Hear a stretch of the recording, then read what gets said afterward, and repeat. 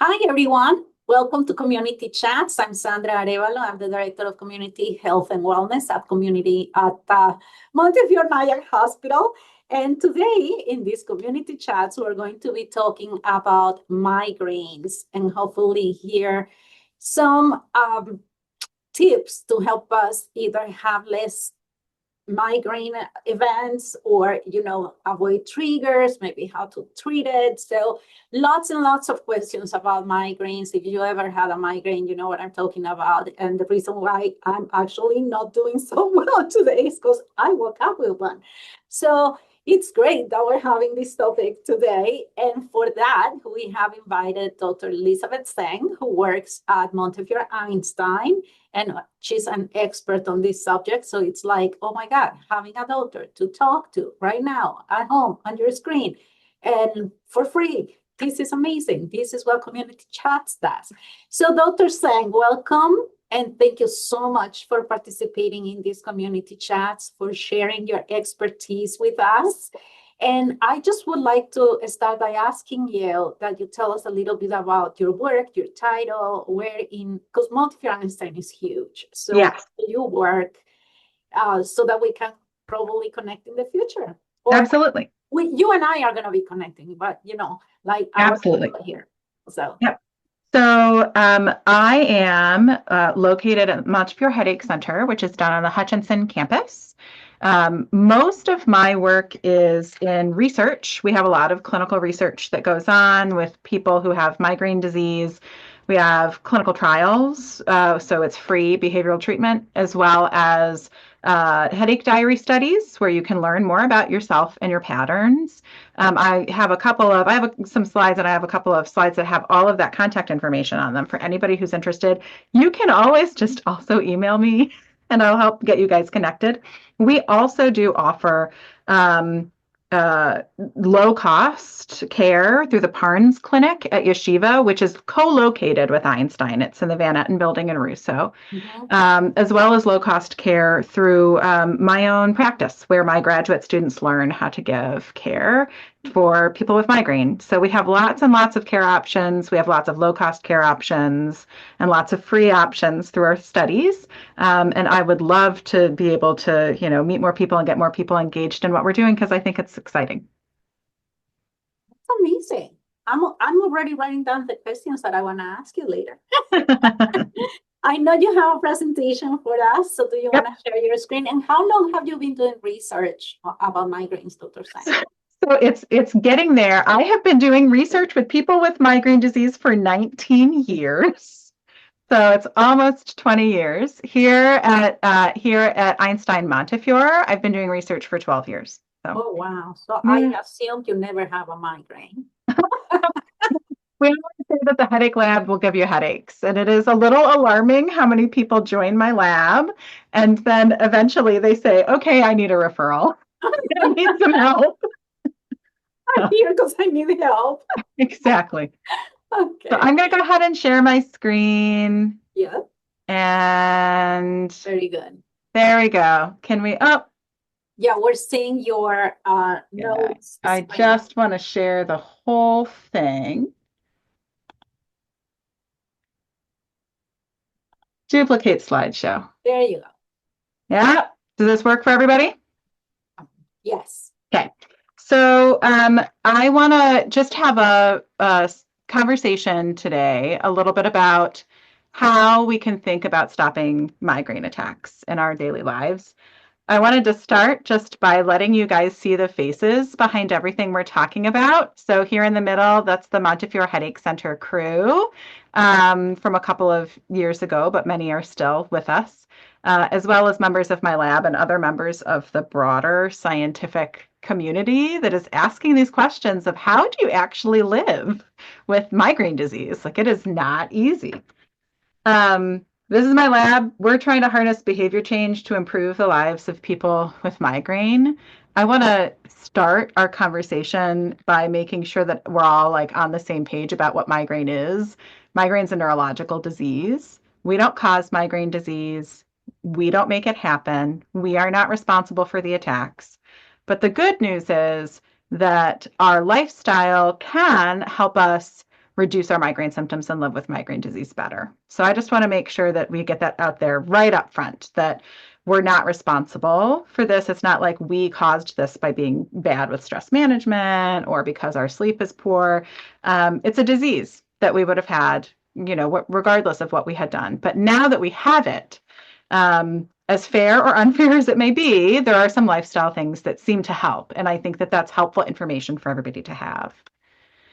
So I hope by the end of this, 20, 30 minutes of this, and then we'll have more chats. I want to just do a brief overview of migraine treatment. Take your meds and take them early.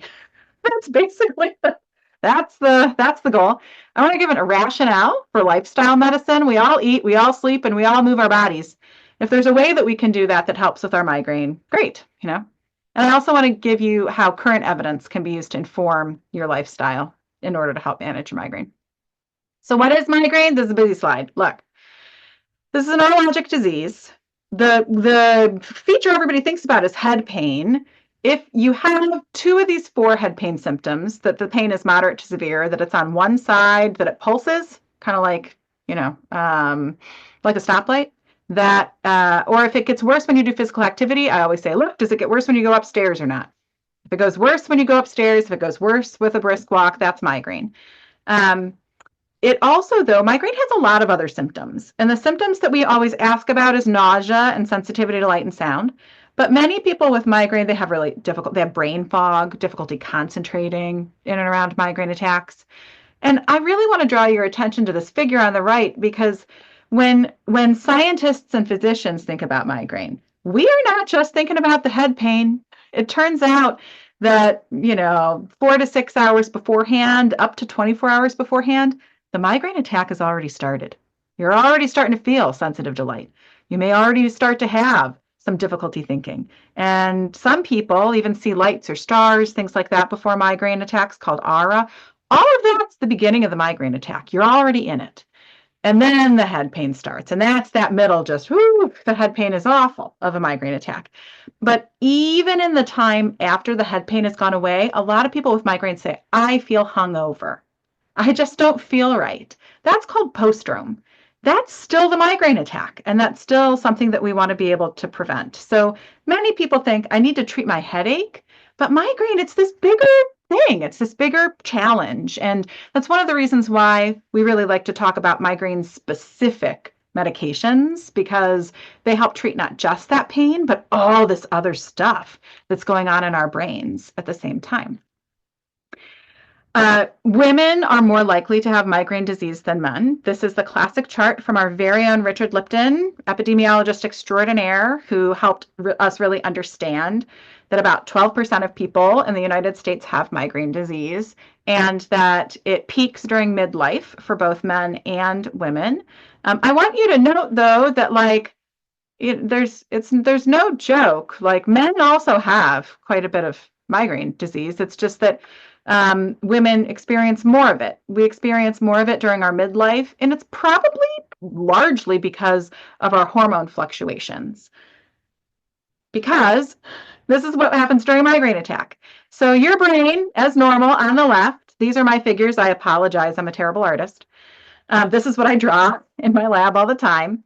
Your brain on the left is like just going about its day. It's going about its business. And then you are more sensitized. All of a sudden, there's sensitization. Your little pain receptors that live over here on the outside of your brain, that's called the meninges, they become sensitized, and they are noticing what I think of as kind of inconsistencies or imbalance in our brain's environment. I didn't get quite enough sleep. I skipped a meal. I'm not hydrating. Things that for other people might make them feel a little off balance, for people with migraine, results in this sensitization all over the brain that includes the thalamus. That's where things like sensitivity to light and sound likely emerge. It includes the trigeminal ganglion. That's pain. And the dorsal horn, also where pain travels through. So migraine is really this episode of oversensitization of various areas of your brain, not just pain, but including pain, that contributes to all these different symptoms of a migraine attack. When I'm talking to people about how lifestyle might help, I often like to present what we think of as the migraine threshold model. So the reality is that all of us, even those of you who are listening because you're a caregiver or a friend or family, everybody's probably going to have a migraine attack at some point because migraine seems to be just the human brain's reaction to when things are really out of balance. And many people will have one or two attacks in their lives when they flew across the country, forgot to eat for a whole day, were at a wedding and had a glass of wine. Like that is a migraine situation for pretty much everybody. For people who have migraine disease, though, this red threshold, it's just a lot lower. So you don't have to fly across the country. You might just take the train to the city, and that is kind of enough for triggers to cause a migraine attack. And then when you have those triggers, oftentimes one trigger, that's not enough to produce a migraine attack. But when they start to build up, ooh, I woke up late, I skipped breakfast, I'm stressed out. That's kind of can be a recipe for a migraine attack for people who have migraine disease. So what we are trying to do is raise this threshold so that you can have more of these things happen in your life and it doesn't necessarily produce a migraine attack. So how do we treat migraine? Well, there's two options. And most people in this room, if you have migraine disease, you're doing something on the right-hand side. These are called acute. That means that this is what you do when you start to feel the symptoms. So you start to feel the symptoms of an attack and you take a medication or you lay down and sleep. You have all sorts of strategies you may use. Those are good strategies, and we're going to talk about how to use them. But I want us to also focus on prevention. These are strategies that you use either daily, weekly, monthly, in order to reduce migraine frequency. And this is the real key. When you have migraine disease on more than 4 days in a month, when you have migraine attacks on more than 4 days in a month, excuse me, we want to start focusing on prevention. That's too much. And that may be like a new way to think about it for some people in this room, but it's too much if you're having symptoms on 4 or more days in a month. And if that's where you are, we want to really assertively treat that because that's a lot of your life that migraine is taking up. So there are medications. There are medications that we can use. There are devices that we can use. Many of these things can be prescribed by primary care. You don't have to come all the way to neurology to get them. We do have Montefiore Headache Center here, and the providers there are very happy to work with patients all across Montefiore system. But I know that the wait list can be a little bit long, and we'll talk about other strategies you can use so that you don't need to get into the headache center for. I want to highlight the very first category under acute are migraine-specific medications. All of these are prescription. So all of these require a prescription to get. As of right now, none of them are over the counter. It's also important to notice that 3 of them have asterisks by them. That means that they could be associated with medication overuse headache. What is medication overuse headache? Well, if you take migraine medications more frequently than they should be used, not more frequently than you have headache, but more frequently than they should be used, some of them can contribute to an everyday kind of low-grade headache that never goes away. That's called medication overuse headache, and that's much harder to treat. So these 3 meds up here, we only want people using on 10 or fewer days a month. So if you have migraine attacks on more days than that, you need multiple different strategies to be able to treat all those attacks. This nice class of medication, Gepants, that class can't be overused.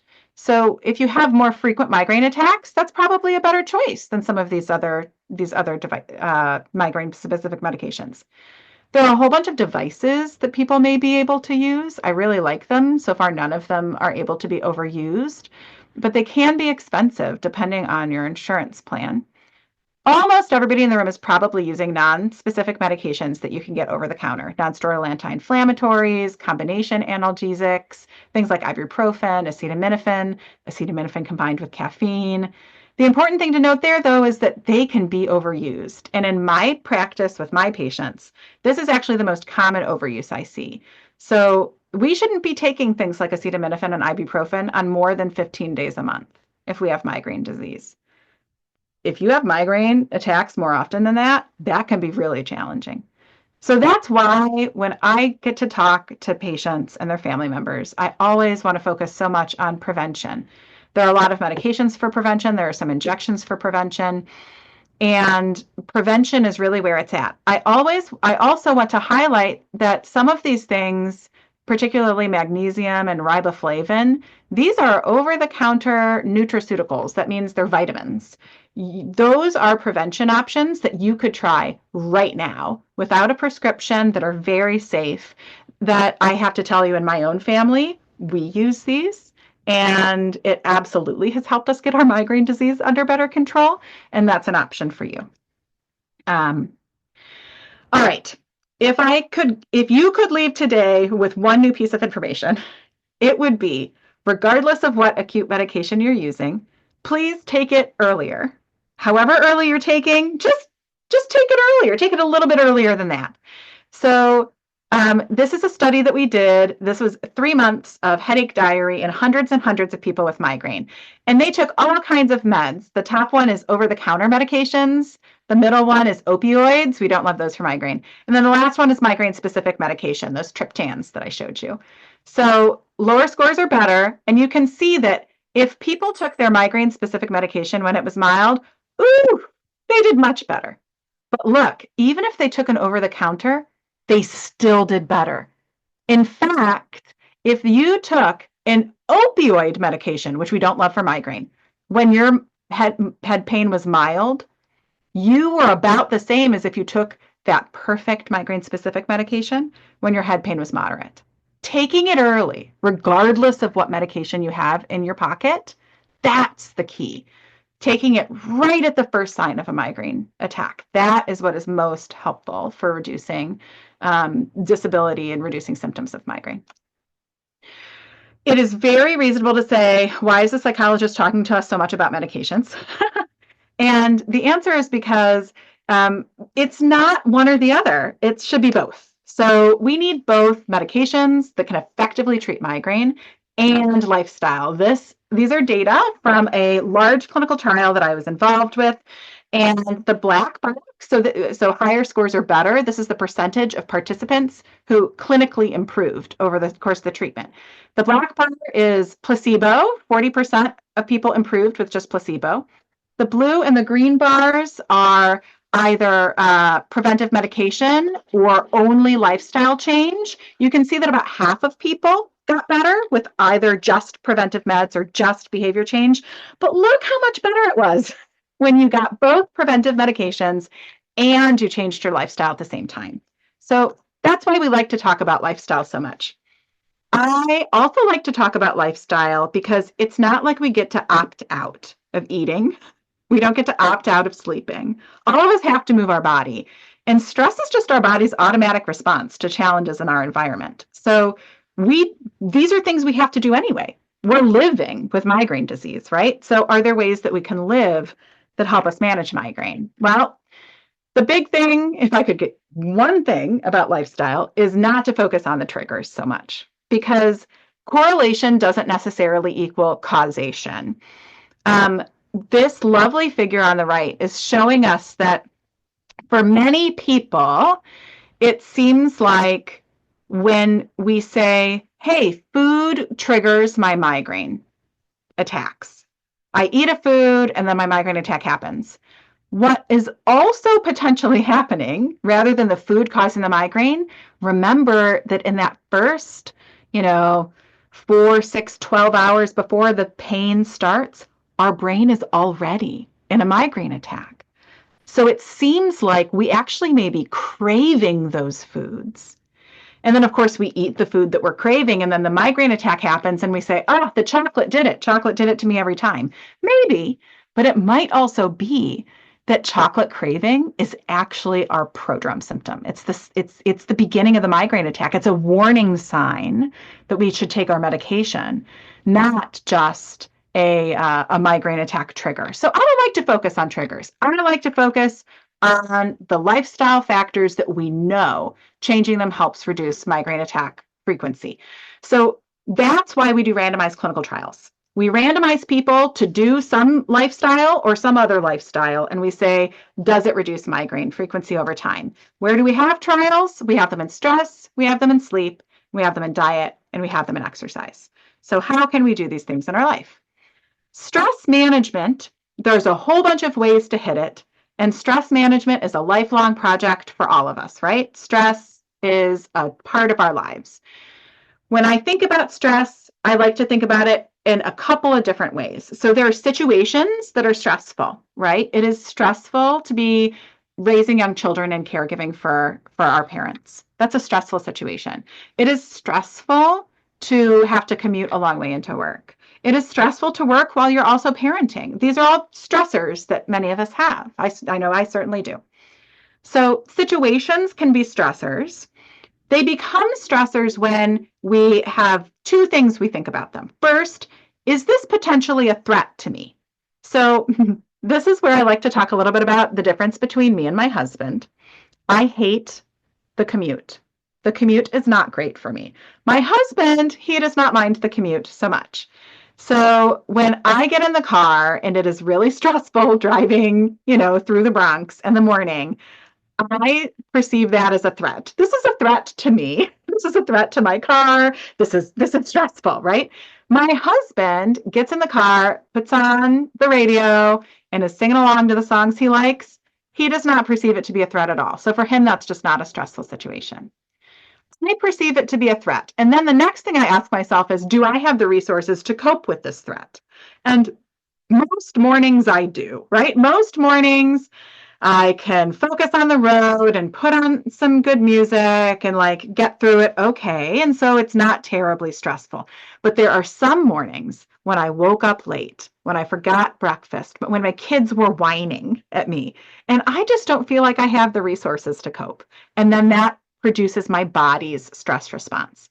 Our stress is a physiologic response to threats in our environment. So how can we deal with it? Well, you can remove the situation and you can look at my background. I am not currently at my office. I am at home. And that is one way that I have removed some of the stressful situations in my life, is by negotiating with people to say, hey, this situation is really stressful for me. Can we find out alternatives?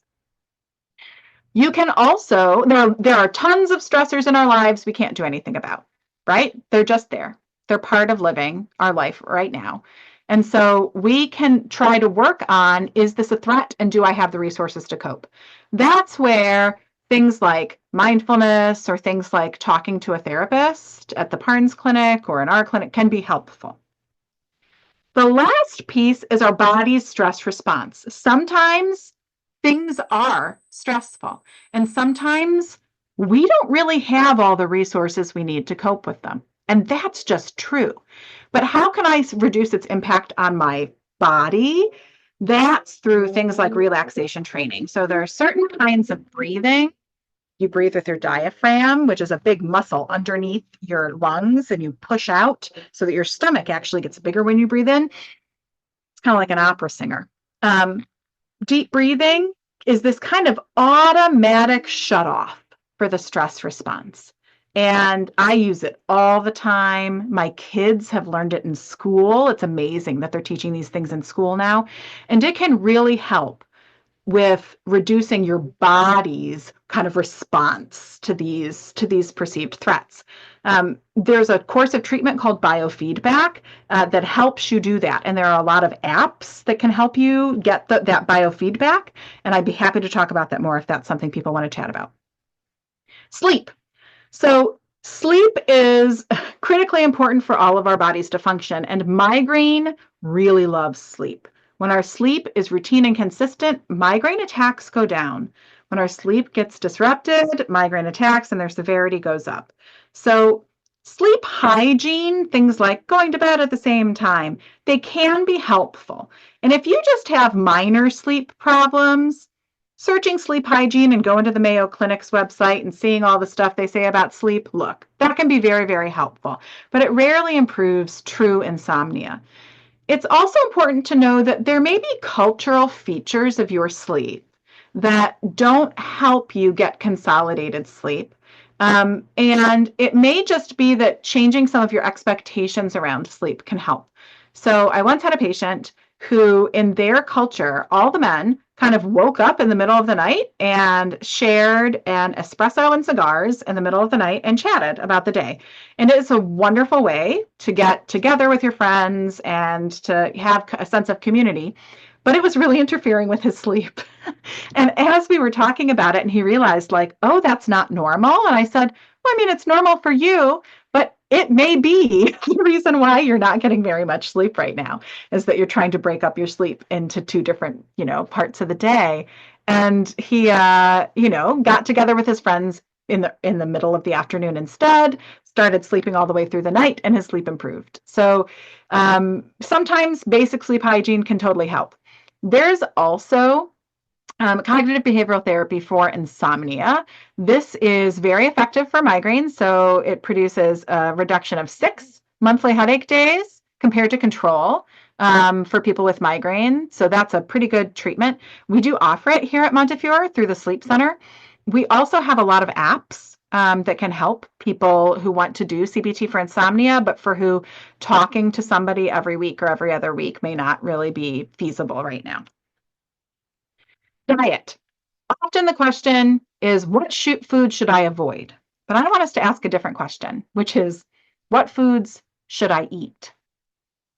In clinical trials, pretty much any healthy diet seems to reduce migraine symptoms. I got a bunch here. The Healthy Plate, DASH, which is the diet to support hypertension, low glycemic index, low sugar diets, low lipids, that's for cholesterol. The ketogenic diet, that's a whole thing that we can talk about if you want to, but not a good long-term diet, but a very helpful short-term diet. Any healthy diet is probably going to help with your migraine disease. It's a very reasonable question. Should I avoid things that I think are dietary triggers?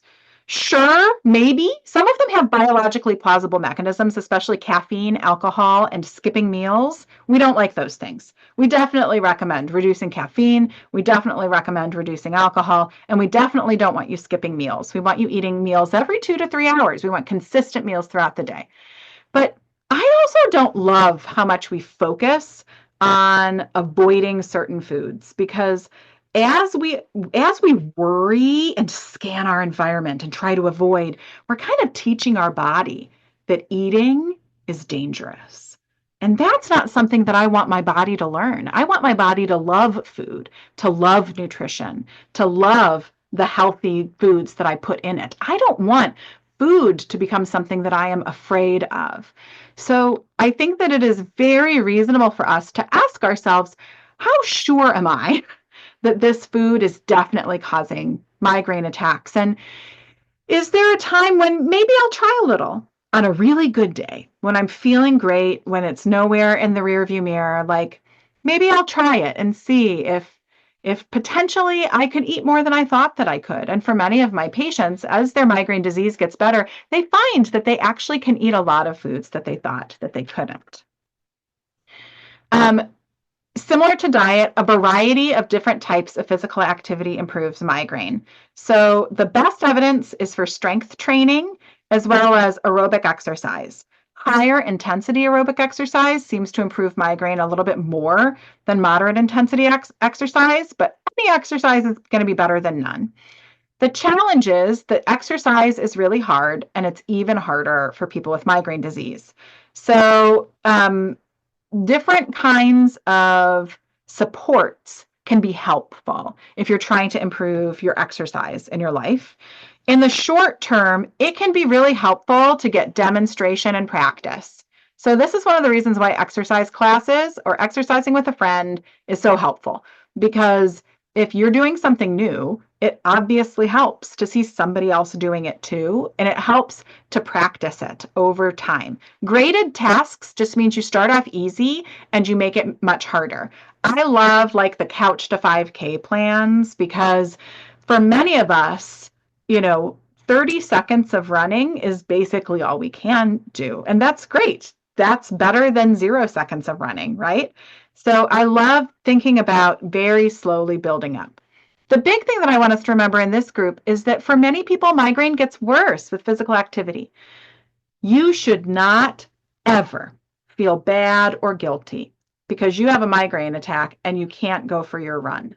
That's to be expected. That's normal. That's self-care. You're taking care of yourself by not going for a run when you have active migraine. But that means that if you want to use exercise to try to reduce your migraine frequency, we got to plan flexibly.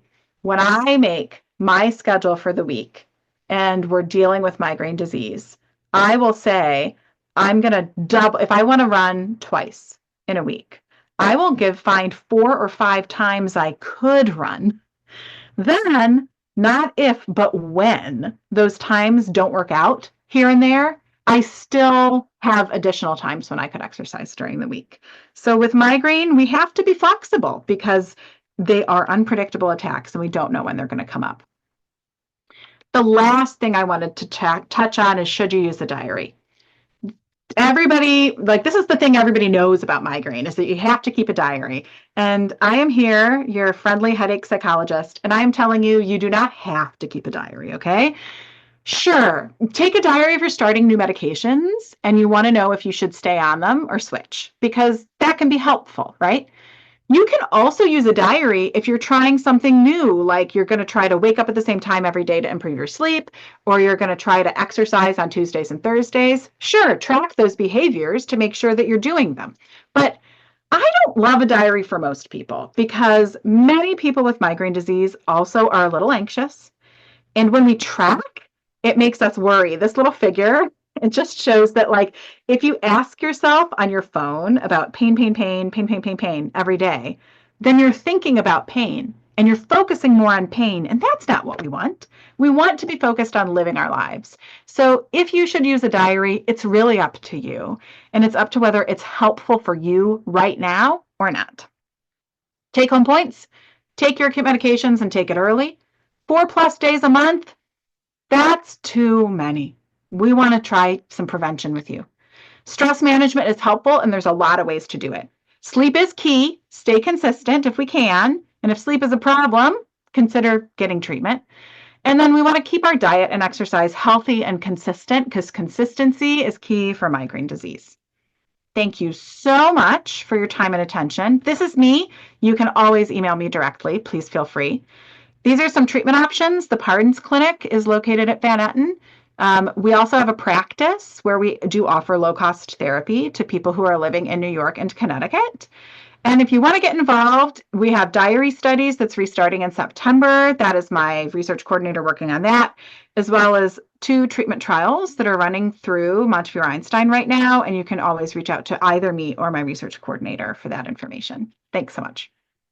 No, thank you, Dr. Singh. This was very helpful information. And I have to agree with you. I know that taking that medication early makes a big difference. I myself used to, like, try to always be without medication. Like, let's see how much my body can stand this kind of pain. I don't know why I was even doing that. And my doctor said, no, don't do that anymore. As soon as you feel any symptoms, just take it. Yep. I'm like, but what if it's not a migraine? It's like, take it anyway. Exactly. Look, we don't want, so the truth about pain outside of migraine disease is that pain is the opposite of sensations. So I want to start with our sense of smell. You know how when you walk into your grandmother's apartment and she has lit a candle, and it is the only thing you can smell. And then 20 minutes later, somebody else walks in and they say, oh my God, what's that candle? And you say, I don't smell it anymore. Yeah. That's called adaptation. So, like, we get used, our senses, smell, taste, touch, they get used to things over time. Pain is the opposite. The more pain we experience, the lower that threshold to experience more pain. So we don't want you in pain. And it's not just because we like you and we want you to feel good. It's also because we don't want your central nervous system, your brain and your spinal cord to get used to pain because then it's going to feel pain more, not less. So we really want you to effectively be treating your migraine attacks as early as possible because we don't want your brain to be in that state for any length of time. Yeah. Yeah, I'm telling you, I'm a witness. It makes a difference. So I agree with you. If you don't know, if you can't remember anything else about this lecture, I think that's the great message to do. Yeah. But we do have more questions, and at this time, I'm opening the forum to our attendees. So if you have any questions, just put them in the chat or the Q&A, and I will be happy to read them to Dr. Sang. Muscle pain. I Yes. just, sometimes I feel like people start having muscle pain that can turn into a migraine. Yep. No. Yep. So there are, so cervicogenic headache is a type of headache that's preceded by cervical, so that means neck, muscle pain. That can be a separate headache type. It can happen along with migraine. And neck pain is often actually a prodrome symptom of migraine disease. So let's take each of these like options in order. If you have cervicogenic headache, you may benefit from different kinds of treatments like muscle relaxers or potentially even injections in that area. It's a really good reason to find your way to neurology where they can try to assess if that's what's happening. Mhm. If stiff neck always seems to just precede migraine attacks, Mhm. and that it's one of the most common prodrome symptoms. So the stiff neck is not actually muscle, it's nerve that's telling you, hey, migraine attack is coming. So you might consider taking your acute migraine medication, especially if that acute migraine medication is in that class called GPANTs. So those GPANT medications can't be overused. And there's a recent clinical trial that shows that they're actually effective at treating the prodrome. So if you have a lot of stiff neck right before a migraine attack, you may ask your doctor, hey, can I get on one of those GPANT types of medications? And see if you take it when the stiff neck happens, you may not experience the migraine attack at all. Wow, that would be wonderful. And Yes, I know. And isn't that the goal, right? Isn't that the goal? Is that these symptoms don't have to take over our lives? mhm. Are there any different treatments for season migraines? I'm sorry, for what kind of migraine? Season migraines? That's a question someone is asking here. Maybe we can get a little bit more. Seasonal. Seasonal. Oh, seasonal. Yeah, yeah, Oh, yeah. yeah, Yeah. seasonal. Perfect. So Sorry about that. no. I'm sorry. I was like, I just want to make sure I'm actually answering the question. So seasonal variations in migraine probably happen because of variations in things like barometric pressure, and they can be different in different parts of the country and world. We're thinking about seasonal migraine in the same way, though, that we're thinking about other kinds of migraine diseases. So the same principles are going to apply. Find a good acute medication, take it early. The extra part, though, is that if you know when your migraine is likely to be worse, you may want to find a prevention that you just take that time of year. So we have some of these wonderful devices that you can use that really don't have a lot of side effects. And it may not be worth it to use the device all the time, but if you know spring and fall, man, that is the time. Go ahead and use the device more then. I also want to provide two potential alternatives to what could be going on with your headaches if you have a really prominent seasonal variation. So the first thing is that allergies really can trigger migraine attacks. Like there does seem to be a little bit of like an allergy migraine link. So if you also notice that the time of years when your migraine disease are most prominent are the times of years when you're having a lot of allergy symptoms, you may actually want to get together with your allergist and get those really under control. That may help your migraine. The other thing that could be happening is a different kind of headache disorder called cluster headache. Cluster headaches are really different than migraine. Cluster headaches are very severe pain. They typically feel like they're behind your eye or in your temple, like this region. They often are shorter than migraine attacks. They're lasting minutes to hours instead of hours to days, and they feel shooting rather than pulsing. So if you think that you might have cluster headache, the types of treatments are just totally different. And that is definitely worth coming to see us at the Montefiore Headache Center to try to help figure out. Now, you were also saying something about how migraines could also be hormonal, and I know that, and Yes. you were also saying, it happens more to women than men, and I know that Yes. a lot of women also get their migraines around their period. Also, Yes. what's the connection there? So there's a whole subset of migraine that's called menstrual migraine. And this is migraine that happens in the 2 to 3 days before the onset of your menstrual cycle through your period. And what's happening there is that as hormones fluctuate, that is, really one of those things that is interfering with the homeostatic balance of our brain. Our brain is like, what just happened? The hormones dropped out of here, right? For a little bit.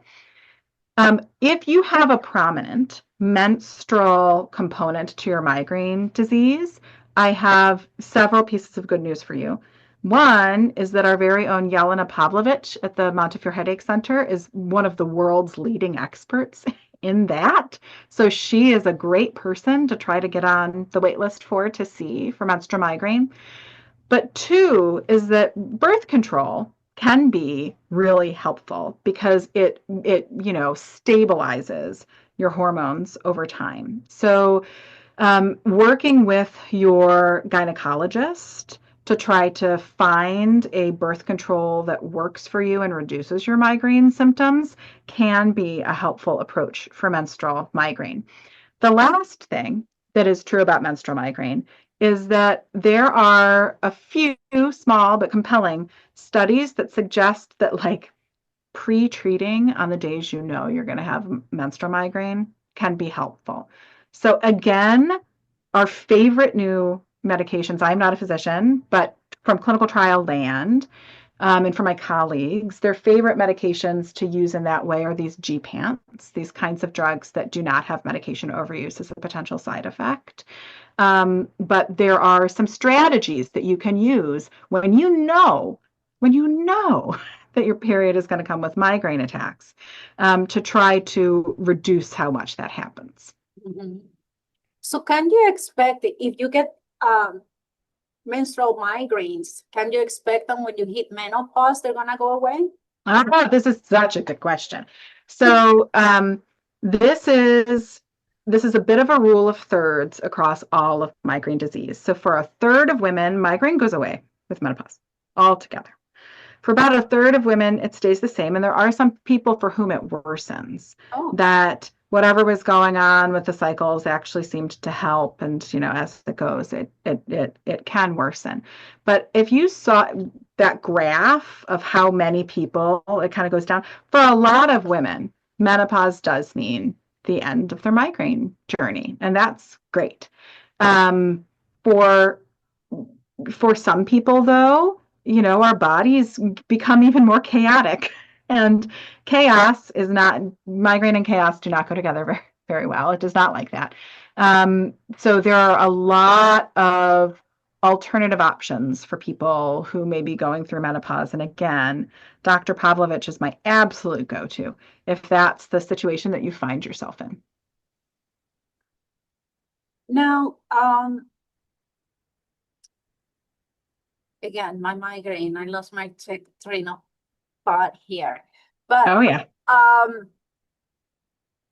there are people who feel different symptoms with the migraines. So some might get the nausea, some might get the Yes. aura, Yes. the light sensitivity. Why is it different for everybody? Oh man, if we could answer that question, you would get $1 million. We don't know all of the reasons why it's different for different people. There are several hypotheses. So one is that migraine is pretty much migraine, and that some people have more severe migraine than others. So, for example, sure, some people get the lights and the aura and stuff beforehand. But if you really talk to thousands of people with migraine, as I have over the last 20 years, you will also find that pretty much everyone gets something beforehand. Now, my favorite something is a sense of impending doom. So many of my patients who had no other symptoms beforehand, they're like, I couldn't tell you what it is, but Uh-huh. I just feel like bad stuff is going to happen. And then my migraine starts. So a lot of people have some kinds of symptoms beforehand, and it is really a question about whether it's a difference in kind, if those are different kinds of migraine, or if it's just a difference in degree. One of them is a more severe version of what migraine is than the other. However, there really could be differences in kind, right? It is very possible that for people who have like a prominent um, nausea, that the migraine attack is going through a part of the brain that doesn't happen for people who don't have prominent nausea. When you have prominent nausea, which we haven't talked about yet, so I want to just bring it up here, it is perfectly reasonable to take anti-nausea medications during your migraine attack. And they can be over the counter, but there's some great prescription medications that we often use to treat migraine attacks. The other thing to think about is that if you have prominent nausea, your digestive system Mhm. may not be absorbing things as well That's true. during migraine. So there are other formulations of the acute medications we use. My favorite are the nasal sprays. They taste terrible, but work great. We also have injections, but I know needles for some people are not a thing. Those formulations are going to get the drug to your brain much faster, Mhm. and if your digestive system isn't like absorbing things as well, it won't matter because you chose a different route of administration. So Mhm. if you're somebody for whom really bad nausea or especially vomiting is happening during migraine, and all you're doing is taking medications by mouth, those medications may not be working as well as they should be. And I would strongly recommend going to even your primary care provider and saying, hey, I heard this talk and they were talking about how there are other ways. There's nasal sprays, there's injection. Could I get me one of those? Could we try that? Because the medications only work if they get in you, you know.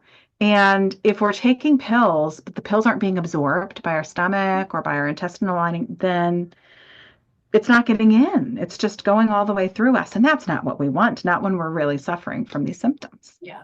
When the pain is really bad and then you have Yeah, to deal with the symptoms and then you take the medication and it's not going anywhere, really. exactly. Exactly. Hmm. Well, Yep. I think this has been great. I think we got a lot of good information here, and hopefully for you, if you're watching this, you got some good things to do about your migraines, and we know where to go also in Montefiore Einstein for help if we need that help, or otherwise, we got good tips also to talk to our primary care providers about this, and maybe we can start educating them. Yeah. Not that we Yes. became experts, but sometimes, you know, we can help them help us. So Yes. let's do that. Dr. Slang, thank you so much. Thank you for Thank you. your time and for putting together your presentation and all of that. And hopefully we see you again in community chats. Yes, would love to. Thank you. Thank you all. And, thank you for being migraine champions in your own lives. The only way it gets better is if we all learn more about our disease. Yes, thank you so much. And thank you, of course, to our attendees and for your questions too. And we will see you next Thursday in another community chat. Take care, everyone. Bye bye.